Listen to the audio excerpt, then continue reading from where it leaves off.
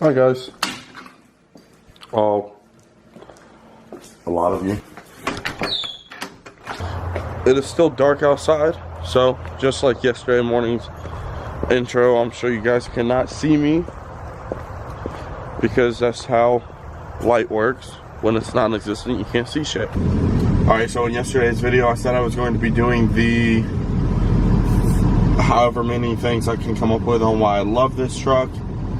You're watching. We are again off to work right now, so I'll catch up with you guys after work.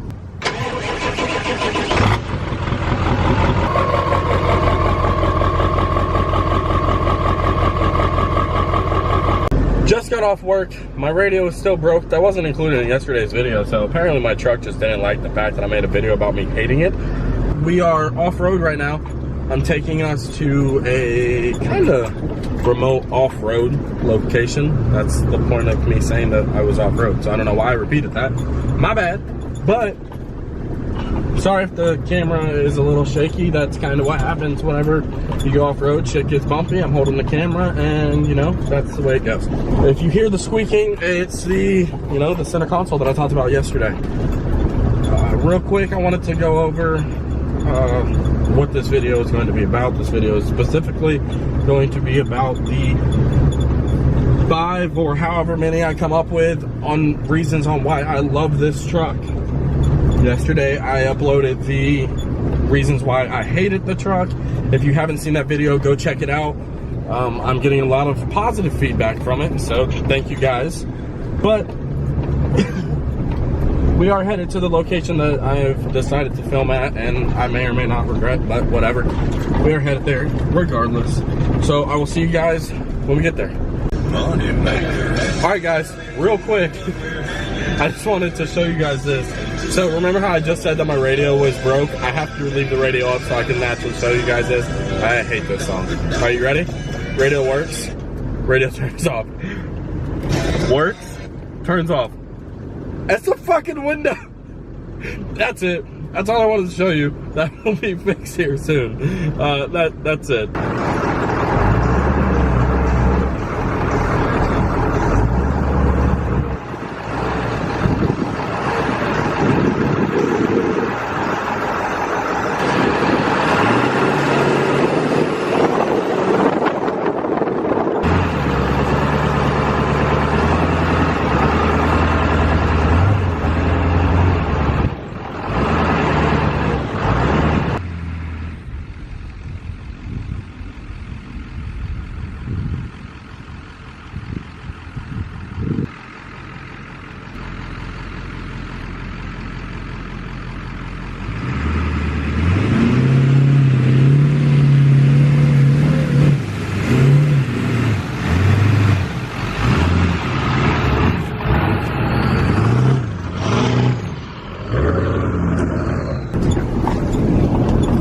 So, I'm definitely focus on my face, thank you. I'm definitely regretting bringing the truck out here to this area. Last time I was out here, I was in a significantly smaller truck. And I'm not really feeling it. I just look like my, you know, my mediocre paint getting scratched. But we're almost there, so it's fine. I meant to roll my window up. Hold on. Gotta put that back in. Scoop.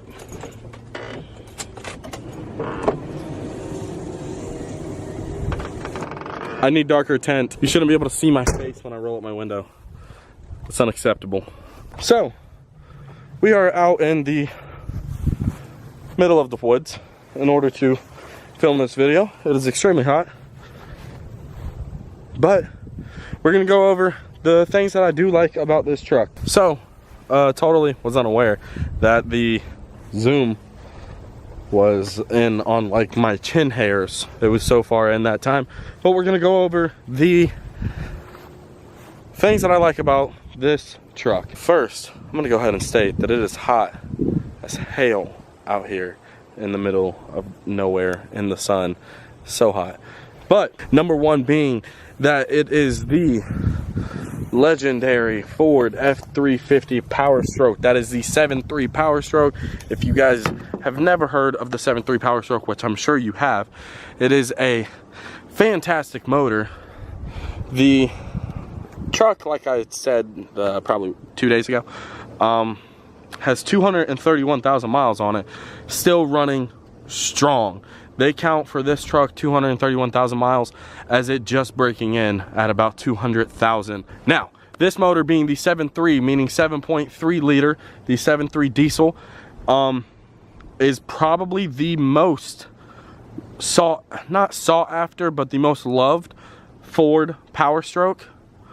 Not necessarily body wise, though. Everyone that I talk to loves this body style, the OBS Ford body style, not the brick nose. It is a 97, so what's that, the I don't know, 94 through 96, something like that. I don't quite remember the specifics on it because I just got the truck. I love the truck, but I just got it. The 7.3 motor is a fantastic motor. It's rare that you hear of a 7.3 having any type of problem. They are not fast. I will say that. They are not. They're not a fast motor. They're not built for speed. Can you make them go fast? Yes. For probably 10 grand. Something in that general area, you can make them significantly quicker. Now mine has a TS 6-position switch, meaning I have 6 different options to choose from on. It's basically a tuner chip, and I can choose from stock, 50 extra horsepower, 75 extra horsepower, high RPMs, 100 extra, and 150 extra, I believe is the last one. Now from my readings and my research, again, I just bought the truck, but from my readings and my research, I do believe that they have said that if you keep it on the 100, you're only really pushing about 86 extra if you're running the stock injectors, which I am. If you're running the like 150 over injectors or anything along those lines, you're actually pushing the true horsepower gains that it's supposed to give you. Now, real quick, let's take a look at the motor so you guys can see how ugly it is underneath my hood. Downsides of a lifted truck, you really, I mean, you guys are head height right here. You're sitting on the radiator core support. Yeah, something like that. I don't actually know. I'm not gonna sit here and act like I know everything about the truck. There was a spider web, I'm sorry. I'm not gonna sit here and act like I know everything about the truck. I don't. I wanna show you guys this motor so you can at least see what it looks like. This is the motor. This is the 7.3 Power Stroke diesel. As you see back there, that is the turbo air inlet running right along there. I need a new one. Mine also seems hot. I say this because there's steam coming off of it and it's plastic, so I'm a little confused. I need to change my oil as well, so that $100 thing. The 7.3 Power Stroke is the #1 reason why I love this truck. And you're too close again. What the fuck? The next thing on this truck that I love, this particular truck, is the fact that it is lifted. You can see right here, my head, I'm 6 foot tall, well 5'11", but whatever, I'll give myself that extra inch, is about mirror height. Stock one would be about like, I don't know, my tits. I love the fact that it's lifted because it allows me to do things like what you guys just saw a little bit ago, where, you know, most vehicles would have not been able to go down that hill, and it allows me to fit these big ass tires underneath it. Now it needs washed. When I was looking for a vehicle, I wanted a diesel and I wanted it lifted. Those two things were pretty much the only things that I necessarily wholeheartedly wanted, and I got it with this truck, so I really appreciate the fact that I was able to get this truck. It means a lot to me. I love the fact that this truck is lifted. Right now, you're on the bed of the truck. I love how that works out. You're on the bed of the truck and I'm talking to you straight on as if you're on a super tall tripod. It's awesome. The benefits of a lifted truck are obviously what we just discussed, as far as, you know, I can fit the larger tires. Then I can go down the big ass hills. I get the availability to do a lot of things that stock vehicles cannot do. I can go off-road and not be nearly as worried as if there's a tree blocking my path. I can just crawl over it. If there's you know, not a lot of things gets in a lifted truck's way. That's the reason people lift trucks, that and just because they look good and you can have fun. The third thing is interchangeable parts. Now, if you come with me, I'm going to show you one of the interchangeable parts. You guys saw it yesterday. It has a moth in it. Hashtag moth. These headlights. These are obviously not the stock headlights. The stock headlights have three pieces to them. The stock headlights have 3 pieces. The interior of this truck is shitty. We've already went over this though. Headlights are not stock, obviously, because they're fucking blue. They're not even the stock assembly. You can buy an entire new assembly like that. They come with projector halos. They come with, actually they do. They come with projectors and they come with a white halo. I took the halo out because you guys will find out. The interior of this truck is the classic 1997 Ford F-150 or F-350, my apologies, F-350's XLT edition interior. It's got a cloth interior and all that. I hate it, but it takes, I believe from my research, they said probably about 3 hours to switch in a 99 to 03. Literally just throw it in there and you got to fab up one piece, and it takes probably 3 hours to do all that. Full Lariat interior or King Ranch if you want to go out and spend that money. I don't. To switch out the entire interior, really simple. There's a lot of interchangeable parts. You can just throw some shit together. I know there's a truck on Instagram that has, what is it, 2015 F-150 amp research steps, so they just like drop down as soon as he opens the door. It's limitless on what you can do. The vent window, you can get rid of the vent window if you don't want it. They have availability to change it to a full single one-piece window. Makes it look a bit more modern if you wanted to. The next one, I believe that's number 4. No, we're on number 4. Fuck. I have my sheet today. The next one, but you guys aren't gonna see what's on this sheet. I could be making shit up. I'm also staring at this little screen.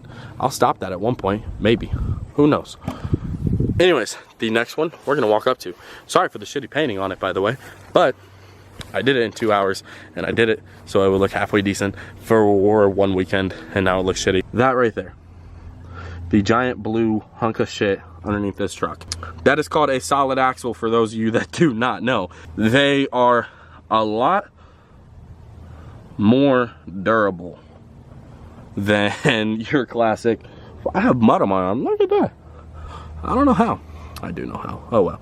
They are a lot more durable than your independent front suspension, and I'm not a huge fan of independent front suspension just for the simple fact of you have a lot more moving parts, so you have a lot higher possibility of another one of those parts breaking, and you have to fix that part, or that part might break and break another part or something along those lines. I mean, with this you have your tie rod going across the front. I'm not gonna act like I know all the parts. I'm just kind of guessing right now. You got your tie rod, steering stabilizer, that's kind of fabbed up, and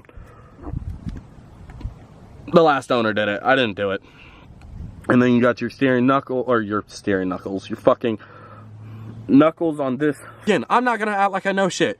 You got that shit right there, and that over there, and they contain ball joints, and they contain axle shafts, and like all that type of fancy bullshit, but it's a lot less complicated than a goddamn independent front suspension. Simple as that. Again, these are just my opinions. Other people may like independent front suspension a lot better. It may be easier to work on. I don't know, I've never actually worked on, obviously, because I don't know shit about them. I actually replaced all of those rods that I was talking about, all of the tie rods and the steering upper, what is it, the upper steering tie rod arm or some shit like that. I replaced all of them as soon as I got the truck. I replaced them with Moog parts, so they're all brand new. They're all kind of top tier. Sorry about wind noise right now. We are in the middle of the open-ish area. We're also right next to the woods, so if you guys see a bear behind me, let me know please, because I don't want to die.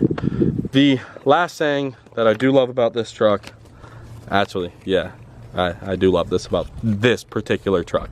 Count with me. You ready? 1 door handle, 2 door handle.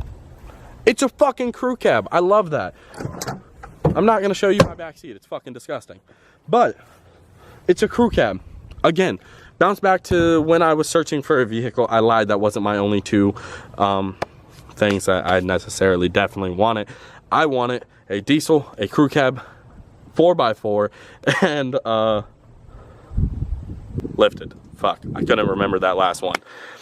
The fact that this truck is a crew cab makes it all that much better. I hate single cabs. I'm all right with extended cabs. I've owned an extended cab, 2 single cabs, and now this. My extended cab, I loved it. It was great. It had a bench back seat in it. It allowed me to sleep in it for the nights that I had to sleep in it. It was really nice. It was fun. It was great, but it broke. So then I went to the, not this truck, then I went to a single cab Dodge, and fuck that truck entirely. Then I went to a single cab 86 Chevy K10. If you guys don't know what it is, I'm gonna post a picture of my exact truck right now. Okay, you guys saw it, but now we're at this truck because that truck also broke. It is a crew cab. I love the crew cabs. I love trucks with 4 doors. And I'm not talking about your brand new double cab bullshit where you got the 4 doors, but like the back door is basically like this little skinny ass door that's probably like this long. I don't fucking get it.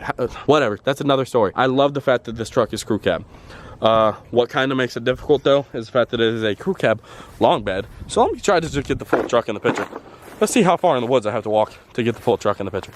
Okay, full truck is now in the picture. I probably could have got it a bit sooner, but you see how far away we are? Probably only like 5 yards, so 15 feet. It's not that big of a deal, but again, camera lens does a pretty damn good job of trying to capture everything. Ooh, you guys got a little tilted there. I can fit people in it, and they don't have to be scrunched. They don't have to be scrunched.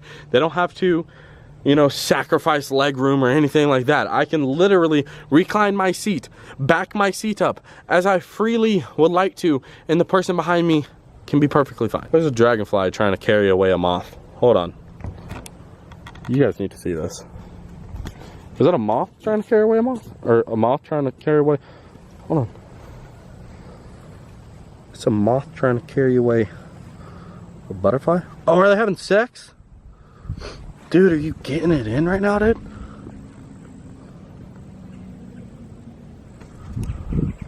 I should probably blur that out. YouTube, I'm sorry.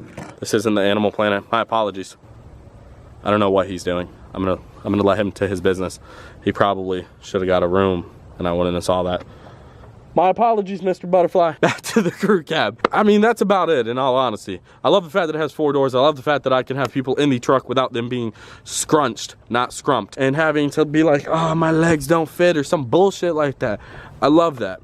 You got room back there. I can move an entire house. I got the bed of the truck and the cab of the truck.